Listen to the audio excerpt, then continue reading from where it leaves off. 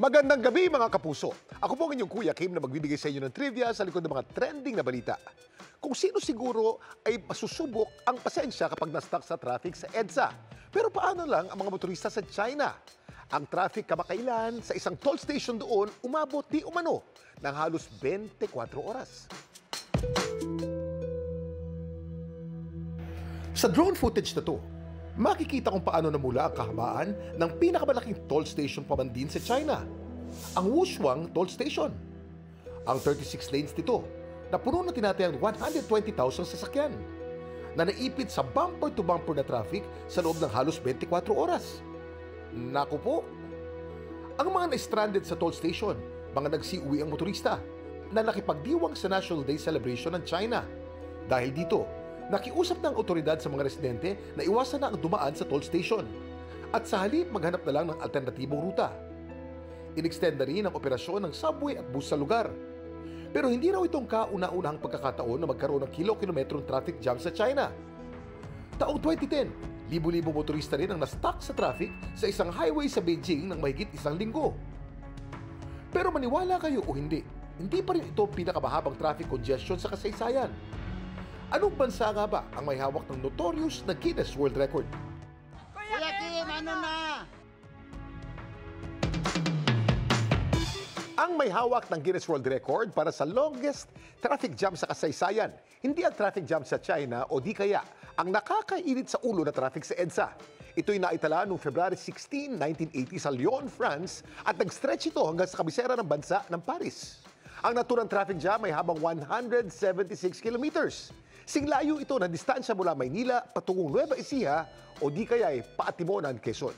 Pero kung dami ng sasakyan naman ang pag-uusapan, wala pa rin nakakaagaw sa world record ng bumper-to-bumper traffic sa East-West German border noong April 12, 1990. 18 million na sasakyan ang na-stuck dito. Samantala, para malaman ang trivia sa likod ng viral na balita, i-post o i-comment lang, #Kuya Kim, ano na? Laging tandaan, kimportante ang may alam. Ako po si Kuya Kim at sagot ko kayo 24 oras. Magandang gabi mga kapuso. Ako po ang inyong Kuya Kim na magbibigay sa inyo ng trivia sa likod ng mga trending na balita. Sa isang kalsada sa Lapu-Lapu City sa Cebu, nahuli daw ang pamumuo ng isang buhawi.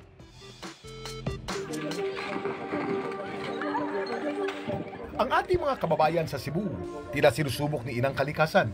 Hindi pa man kasi sila tuluyang nakakabangon sa pinsala dulot ng tumabang magnitude 6.9 na lindol. Ito naman ang navideohan kamakailan sa tapat ng isang paaralan sa Lapu-Lapu City, isang namuong buhawi sa gitna ng kalsada.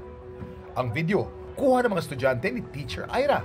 Nandun kami sa labas ng classroom namin para hintayin yung guro namin para i-surprise for Teacher's Day. Then, a minute after, yung hangin ay medyo lumalakas na din. Like yung hangin and alikabok ay like nag-interact na sila. Through our CCTV, it was really a natural phenomenon. The students were really got anxious. Mabuti na lang at ang buhawi, hindi na raw nakapaminsala pa. Ilang segundo lang kasi lumipas. Bigla din itong nawala. Kinakabahan kami kasi iniisip namin yung safety namin. That time kasi yung buhawi is medyo nag-change ng place. Pero ayon sa Pag-asa, ang na-videohan ng estudyante ni Teacher Ira, hindi raw buhawi kundi isang dust devil. Ang dust devil mas maliit kumpara sa isang buhawi. Hindi rin to sinlakas. Karaniwang to nabubuo sa mga tuyong lugar at kapag mainit ang hangin sa paligid. Pag mainit yung hangin, nagkukos ito ng abrupt na updraft. Pag-angat ng mainit na hangin, pataas na umiikot. Dala niya yung mga dust, alikabok. So, kaya tinatawag siya na dust devil. Nangyari siya sa maganda ng panahon. Kasi yung mga buhawi, atmospheric phenomena na nangyayari sa thunderstorm. Gayunman, payo ng Pag-asa, kapag makakita ng dust devil, dapat ay iwasan pa rin to. Maari pa rin kasi itong magdala ng maliit na debris na pwedeng makasugat. Manatiling kalmado. Maghanap agad ng ligtas na lugar at protektahan ang iyong mga mata at bibig. Pero alam niyo ba na hindi lang sa ating planeta nagkakaroon ng dust devil? Pati na rin sa ating kapitbahay sa solar system. Kuya Kim, ano na?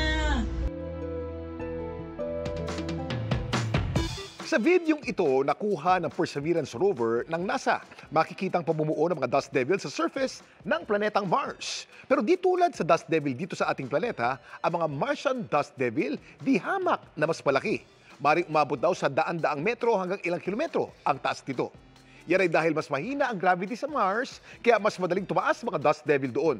At alam niyo ba na nakakatulong ang mga namumuong dust devil doon sa ating mga eksperto?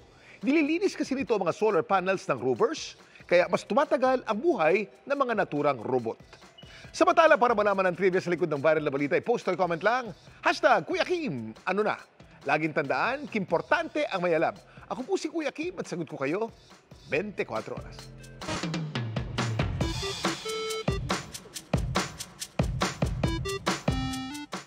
May dumaloy na pag-asa sa mga residenteng apektado ng lindol sa Bogo City sa Cebu. Sa gitna kasi ng kawalan ng supply ng tubig, umusbong sa kanilang barangay ang isang bukal. Kuya Kim, ano na? Sa pagyanig ng magnitude 6.9 na lindol dito sa Bogo City, Cebu, isa raw sa mga naging hamon sa mga residente ang maghanap ng malinis na tubig. Yung inuming tubig po, binibigay naman yung pangligo, panghugas ng plato at saka panglaba. Yun yung medyo kwan sa amin. Naputol po talaga yung supply pagkatapos ng lindol, kaya wala na po talaga kaming ibang mapagkukuhanan ng tubig. Hanggang dumaloy daw ang pag-asa sa kanilang komunidad nang sa tabing dagat ng Barangay Gairan.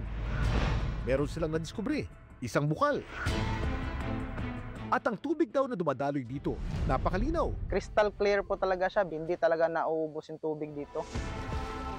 Ginagamit namin yung tubig sa pangligo tsaka yung panghugas ng plato, panglaba. Marami po talaga nakinabang doon. Malaking tulong talaga, parang sa kabila ng lahat na sakuna na naranasan namin, meron pa ring bukal na dumating, siguro bigay ng may kapal. At sa kabila daw ng mga nagsulputang sinkhole sa kanilang bayan, ang mga residente hindi raw natatakot na lumapit sa bukal para mag-igib ng tubig. Alam naman po namin na dito sa may dalampasigan namin is medyo mabato siya. Hindi naman po siya halo yung ilalim siguro. Malinis nga ba ang tubig na dumadaloy mula sa bukal? At ligtas nga bang lumapit dito? Ayon sa eksperto, ang bukal na sumulpot sa dalampasigan ng Barangay Gairan, resulta daw ng magnitude 6.9 na lindol. Ang tawag sa phenomenon na yun ay earthquake-induced release of groundwater doon sa mga fractured rocks natin. Ang tubig na dumadaloy mula rito, posible daw na galing sa mga tinatawag na aquifers. Yung aquifers, yun yung rock layers natin na nag-hold ng groundwater natin. And during earthquake, possible na disrupt yung groundwater flow. So nag-induce siya ng mga excess pressure. Naghanap siya talaga siya ng dadaanan. In using that water, hindi natin siya advisable hanggat hindi siya dumadaan ng commercial purification for human consumption. But generally, sa mga non-essential use, pangligo, panghugas, pangdilig, pwede naman siyang gamitin.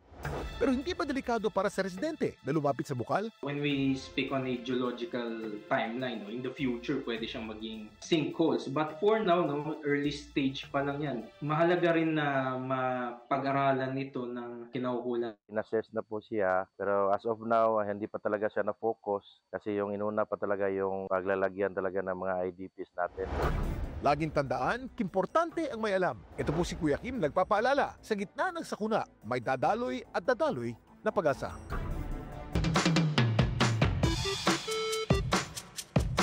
Ang mga kapuso natin sa Sorsogon, nagluto po kahapon ng napakalaking pili nut brittle sa pag-asang makuha ang Guinness World Record. Maniin kaya nila ang pagsungkit sa world record na ito? Kuya Kim, ano na?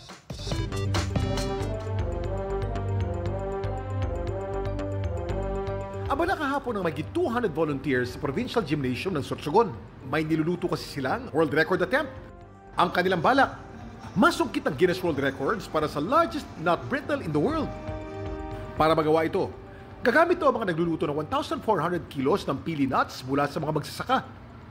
Tatamis kaya ang ngiti ng ating mga kapusong Oragon sa pagtatapos ng kanilang cook-off? Kuya Kim, ano na? Ang pili nut o Canarium ovatum ay isang tropical na puno na native dito sa Pilipinas. Sagana ito sa Kabikulan. Tumutubo rin sa ilang bahagi ng Visayas at Mindanao. Ang shell ng pili nut, napakatigas at mahirap basagin. Pero ang laman nito, napakalambot at buttery kapag daw naluto. Masarap itong gawing panghimagas, gaya ng pili tart at syempre, pili nut brittle. Samantala, makalipas ang ilang oras na pagluluto, ang mga volunteers nakagawa ng 144.16 square meters na brittle. Halos singlapad ng 1/3 ng isang basketball court. Sapat na kaya ito para masukit nila ang Guinness World Record? The province of Sorsogon has achieved a new Guinness World Records title. Ang mga taga Sorsogon, sumakses. Ito po ay ang hakbang ng mga mamamayan ng Sorsogon para opisyal na makilala ang aming lalawigan bilang pili capital of the Philippines. For this record po na largest nut brittle in the world, wala ho itong record holder. So technically kami po ang nag-set ng Guinness World Record. Laging tatandaan, importante ang may alam. Ito po si Kuya Kim at sagot ko kayo, 24 oras.